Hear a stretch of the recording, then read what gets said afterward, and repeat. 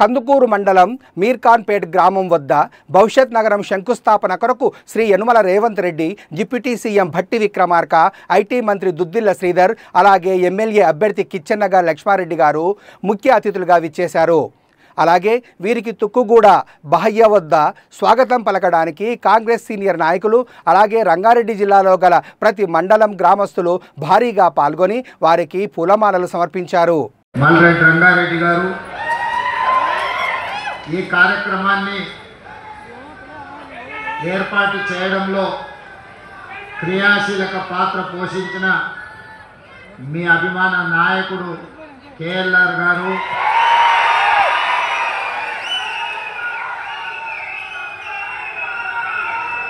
అదేవిధంగా ప్రభుత్వ సలహాదారులు, శాసన మండలి సభ్యులు, వివిధ కార్పొరేషన్ల చైర్మన్లు, మాజీ మున్సిపల్ మేయర్లు,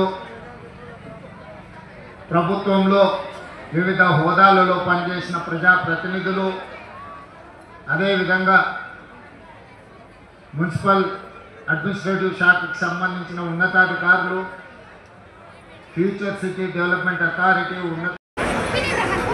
మధ్యలో ఉన్న ఈ ప్రాంతం అంతా కూడా అభివృద్ధి చేయాలని ఒక ప్రక్కన మరి రేడియల్ రోడ్ని ఏర్పాటు చేసుకొని రీజనల్ రింగ్ రోడ్ని కూడా కలిపే కార్యక్రమంతో పాటు రేపు ఇక్కడ వాణిజ్యం వ్యాపారం చేసే వారికి అందరికీ కూడా సౌలభ్యం ఉండే విధంగా మరి పోర్టుకి అనుసంధానం చేసే కార్యక్రమాన్ని వారి ఆలోచన. ఇదొక అద్భుతమైన నగరంగా నిర్మాణం చేయాలని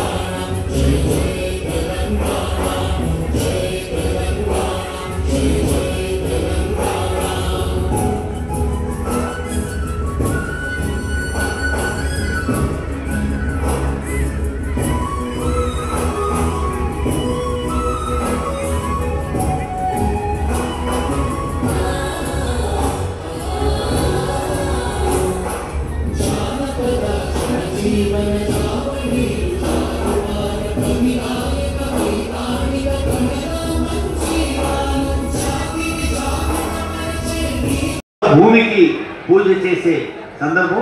ఒక్కసారి చూడండి, అటువైపు అందరూ మీరు గట్టిగా చప్పట్లు కొడితే ఈ పండుగ మరింత ఆనందమయంగా ఉంటుంది. అది భారత నగరం పేరిట మన తెలంగాణ ప్రభుత్వం సంకల్పించిన